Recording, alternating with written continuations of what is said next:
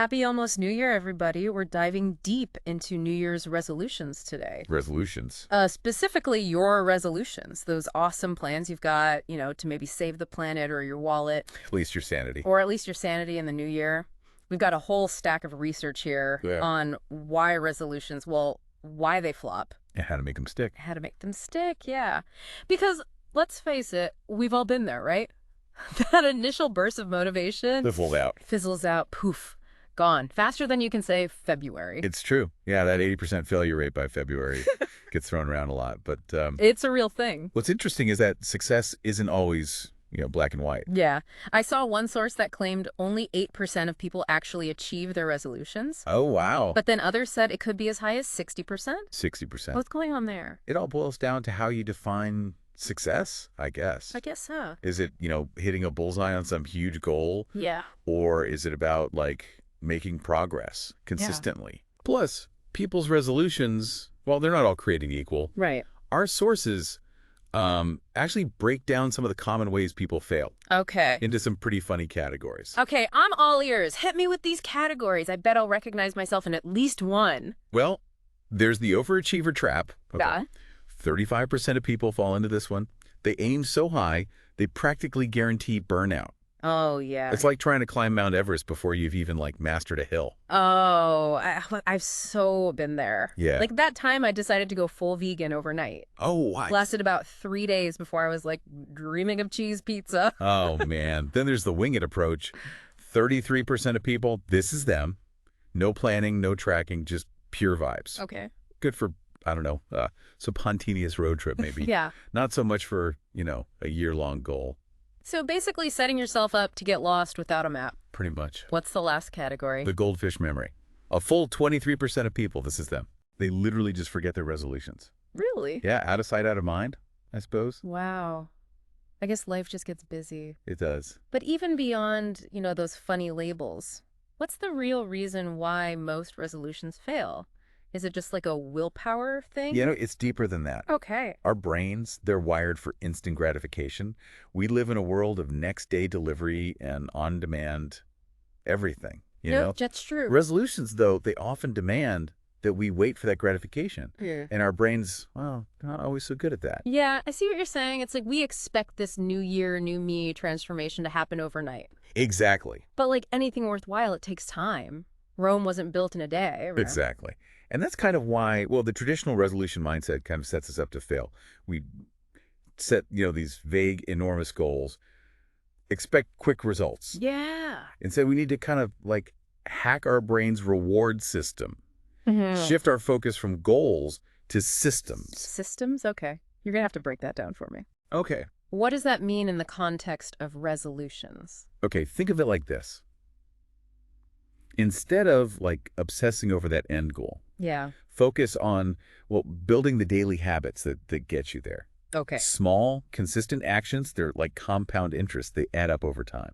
Oh, I like that. Yeah. So instead of saying, I'm going zero waste this year, which sounds, pretty daunting, I might say, I'm ditching single-use coffee cups. Exactly. Starting there. Yeah, psychologist Lynn Bufka, she suggests, setting smaller, attainable goals throughout the year rather than one massive one, Yeah. On January 1st. Yeah. It keeps the motivation fresh, prevents you from feeling overwhelmed. Right.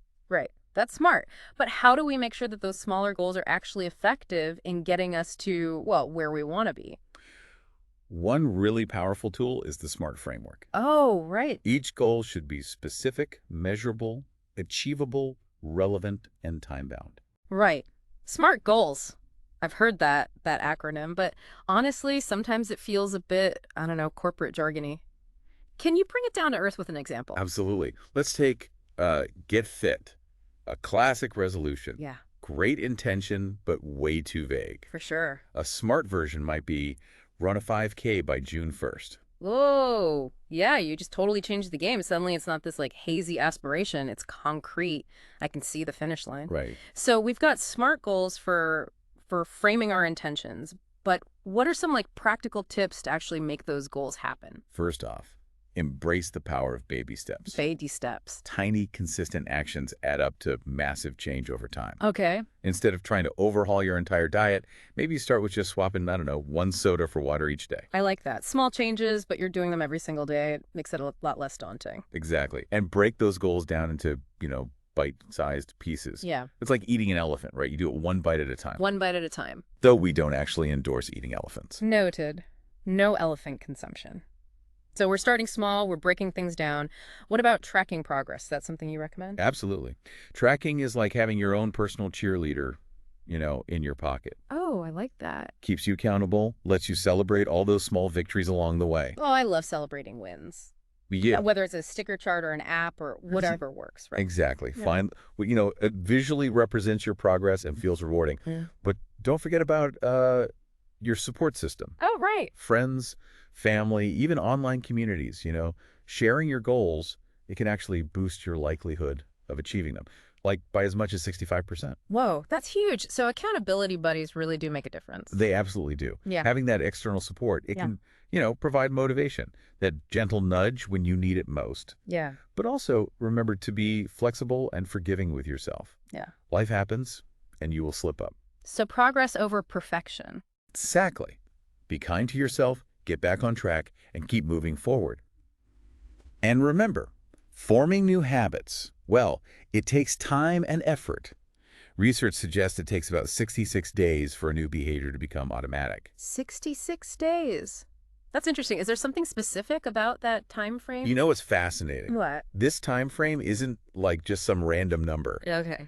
It's based on how our brains actually rewire themselves as we learn new behaviors. Oh, wow. During those 66 days, new neural pathways are forming. They're strengthening connections in our brain that make the new habit feel more natural and effortless over time. Wow. So it's like our brains are literally changing as we form these new habits. So it's not just about like willpower, it's about the physical rewiring of our brains. That's pretty cool. It is. And this brings us to a really exciting point. Okay. We can apply this entire resolution success formula, as we're calling it, Okay. to something even bigger. What's that? Sustainability and climate change. Right.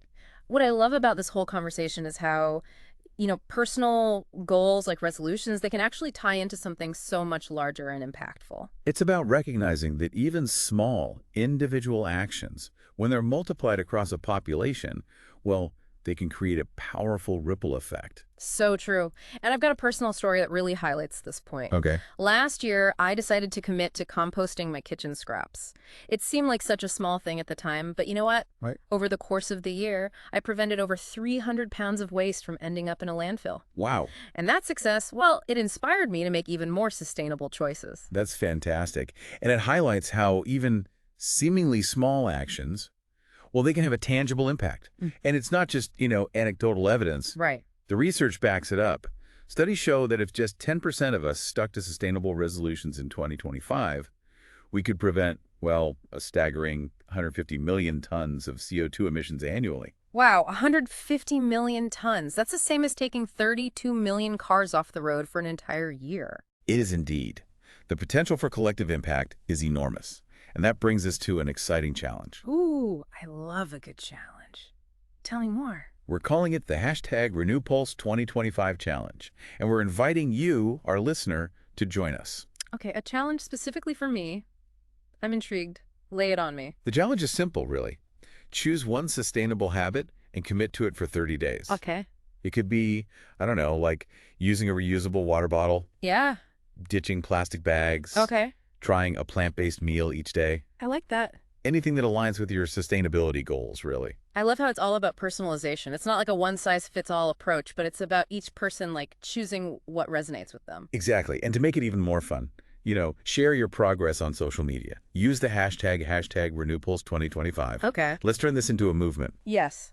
A collective wave of positive action sweeping the internet. I'm in. But for those of us who are, maybe new to this whole sustainability thing, any tips on picking a habit and actually setting ourselves up for success? Remember the power of baby steps. Right. Don't try to change everything overnight. Choose a habit that feels manageable and honestly enjoyable. Okay. Yeah. It's got to be something you can stick with. What else? Get creative, Make it fun. Yeah. Maybe you turn it into a friendly competition with your friends or your family. Like, who Ugh. can go the longest without using a single-use plastic bag? Oh, that's good. And don't forget to, track your progress. Right. Visualizing your commitment it can make the journey more rewarding. I'm a visual person, so I totally get that. Okay, so the challenge is set. One sustainable habit for 30 days. Make it fun, track our progress, and share it with the world using hashtag RenewPulse 2025. Got it. But what about, well, those of us who might be feeling a little, I don't know, overwhelmed Yeah. by the enormity of the climate crisis? How do we avoid feeling, I don't know, paralyzed by the scope of it all? That's such a valid point. Yeah. The key is to remember that, you don't need to single-handedly solve the entire climate crisis. Right. Focus on what you can control. Those everyday actions that, well, when multiplied, can make a real difference. So it's about shifting from feeling overwhelmed to feeling empowered. Right. It's recognizing that we're not just helpless bystanders. We actually have the agency to create change. Exactly. And it's about celebrating those small wins along the way. Every time you choose, a reusable bag, opt for a plant-based meal, or walk instead of drive, well, you're casting a vote for a more sustainable future. I love that analogy. We're literally voting with our choices every single day. And those votes, well, they add up. They do. When we combine our individual actions with the efforts of, businesses and organizations, well, we create a powerful force for change. It's a collective effort for sure. But sometimes it feels like, individual actions are just a drop in the bucket compared to the scale of the problem. That's where it's helpful to zoom in on the ripple effect of individual actions. Oh, okay. Our sources, they tell this amazing story about, well, this woman who committed to reducing her plastic consumption. Okay. She started small. Yeah. Reusable water bottle, shopping bag, that sort of thing. Right.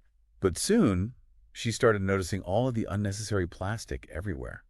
And she just, she made these conscious choices to avoid it. She started a blog to share, her journey, her tips with others. Wow. So she started with personal changes, but then it grew into something much bigger. Right. Even inspiring other people to reduce their plastic use. That's awesome. It is. And get this, her efforts caught the attention of her local grocery store manager. No. Who was so impressed, he decided to implement plastic reducing initiatives in the store itself. They started offering discounts for customers bringing their own bags and worked with suppliers to reduce packaging. That's incredible. Her individual actions literally led to systemic change. It shows the power of one person's commitment. It really does. And speaking of systemic change, it's important to acknowledge the limitations of focusing solely on, individual responsibility. Right. We also need to advocate for policy changes and support businesses that prioritize sustainability. Right, because even with our best efforts, we're still operating within a system that often makes unsustainable choices the easy or default option. Exactly. So use your voice and your wallet to support companies and policies that align with your values. Vote for leaders who champion environmental protection. Make conscious consumer choices that support ethical and sustainable practices. It's about recognizing that we're all part of a larger system, and we have a role to play in shaping that system towards a more sustainable future. But let's bring it back to resolutions for a second. How can we make sure that our resolutions, even those, small personal ones, contribute to that bigger picture of a more sustainable world? A great starting point is asking yourself, how can I make my resolution a force for good? Instead of just focusing on personal gain, consider the impact on the planet. Okay. For instance, if your resolution is about, health and well-being, could you incorporate more plant-based meals into your diet? Ooh, I like that. You're getting a double benefit. Exactly. Improving your health and reducing your environmental impact. Precisely. Or if your resolution is to save money, try reducing your consumption and your waste. Right. You'll be saving money and resources. It's about finding those win-win solutions that benefit both ourselves and the planet. I'm feeling super inspired right now, but let's be honest. Staying motivated throughout the entire year, it can be tough. It can? Any tips for keeping that momentum going, especially when it comes to sustainable resolutions? One of the most effective strategies is tapping into the power of community. Okay. Surround yourself with, like-minded people. Yep. Whether through, online groups, local organizations, or even just a few friends who share your values. It's like having a built-in cheering squad to keep you going when things get tough. What else? Find ways to make sustainable living fun and enjoyable. Okay. It shouldn't feel like a chore or a sacrifice. Maybe you discover a fantastic farmer's market. You try, I don't know, a delicious new plant-based recipe. Or you organize a clothing swap with friends. Oh, clothing swaps are so much fun. You get to refresh your wardrobe without buying new stuff. Exactly. There are so many, creative and enjoyable ways to embrace a more sustainable lifestyle. When you find what brings you joy, staying motivated becomes much easier. It's about making sustainability a part of your life, not like a separate, daunting task. But I gotta say, sometimes it's easy to get discouraged by, I don't know, like the state of the world. No. It feels like we're constantly bombarded with bad news about the environment. How do we stay, like, positive and hopeful in the face of all that? It is crucial to stay hopeful. It's easy to get bogged down in, doom and gloom narratives. Right. But it's equally important to acknowledge and celebrate the progress that has been made. Yeah. Renewable energy is growing, companies are adopting more sustainable practices, and people all over the world are demanding action on climate change. Yeah, there is a growing movement for change. Sometimes it's easy to forget that amidst all the negativity. It's about choosing where you focus your attention. Okay. While acknowledging the challenges, also celebrate the wins. Those wins, however small, show us that change is possible and that our actions do make a difference. This has been such a powerful and uplifting conversation. It has. We've explored like individual actions, the ripple effect they create, the importance of systemic change, and of course, taking care of ourselves along the way. But before we wrap up, there's one final piece of the puzzle we need to address. It's the part of the resolution journey that we often forget. What's that? Self-care. Oh, yes. It's easy to get, I don't know, so caught up in like making a difference, Yeah. that we forget to take care of ourselves along the way. It's essential, especially when you're tackling, big, complex issues Right. like climate change. Yeah. It's so easy to burn out when you're constantly feeling like, the weight of the world on your shoulders. Yeah, I can definitely relate to that feeling of overwhelm. Like, I need to be doing all the things all the time. Right. But that's just not sustainable, is it? It isn't. No. Okay. And that's where self-care comes in. Mhm. It's not just about, bubble baths and face masks. Right. It's about like replenishing your energy, Yeah. nurturing your mental and emotional well-being Okay. so you can show up as your best self Yeah. in this work. Think of it as sustainability for you. I like that. Sustainability for our minds and souls just as much as for the planet. What are some practical tips for incorporating self-care, Yeah. especially for those of us who are, passionate about sustainability and maybe prone to burning out? It starts with, setting boundaries. Yeah, okay. Recognizing that you don't have to do it all. Give yourself permission to, to say no. Yeah.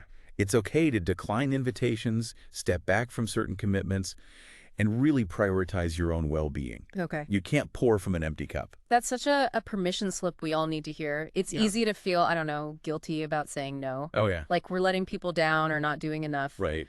But honestly, if we run ourselves ragged, we're not going to be effective in the long run.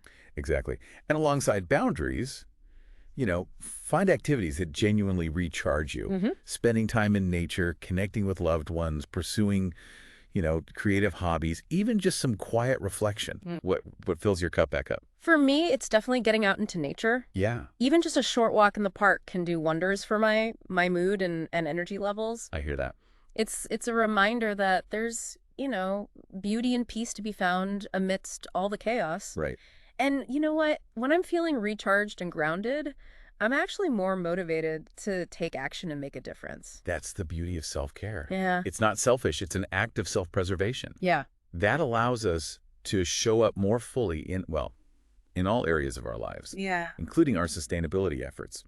And let's not forget the power of celebrating our wins, no matter how small. Yes. We often get, I don't know, so focused on the next goal, the next challenge, Right. that we forget to pause and appreciate how far we've come. It's like we're on this constant treadmill, always striving for more, but never taking the time to acknowledge, our accomplishments. Celebrating those wins, even the tiny ones, it can be, a powerful motivator. Yeah. It reminds us why we're doing this work in the first place. It's like giving ourselves a pat on the back and saying, hey, good job, you're making a difference. Exactly. And speaking of making a difference, it's important to remember that even amidst, all the challenges, Yeah, there's been a lot of progress in the realm of sustainability. absolutely. It's easy to get, caught up in the doom and gloom headlines. For sure. But it's essential to acknowledge how far we've come. Yeah. Renewable energy is on the rise. Companies are adopting more sustainable practices, and people all over the world are demanding action on climate change. Yeah, there's a growing movement for change, and that's something to be genuinely hopeful about. Mm. Sometimes it's easy to lose sight of that amidst all the negativity. It's a matter of perspective. While acknowledging the challenges, Yeah, also celebrate the wins. Those wins, both big and small, they demonstrate that change is possible, right. that our actions do have an impact, and that, well, that a more sustainable future is within reach. This has been such an incredible deep dive into the world of New Year's resolutions and sustainability. We've covered a lot of ground. The psychology of goal setting, the power of habits, the ripple effect of individual actions, the importance of community and systemic change, and of course, taking care of ourselves along the way. So as we wrap up, what's the one key takeaway you want our listeners to walk away with? You have the power to make a difference. Yes. Whether it's through, small everyday choices or larger scale actions, your efforts matter. Don't underestimate the impact you can have. So well said. And remember, you're not alone on this journey. There's a whole community of people out there who are passionate about creating a more sustainable future. Connect with them, support each other, celebrate those wins, and keep taking action. Even small steps taken consistently can lead to amazing transformation. Exactly. Progress over perfection. Every step in the right direction, no matter how small, moves us closer to a healthier planet and a brighter future. This has been the Deep Dive, reminding you that a more sustainable future is possible. What will you do to make a difference in 2025? Join the hashtag RenewPulse 2025 movement and let's make this the year everything changes.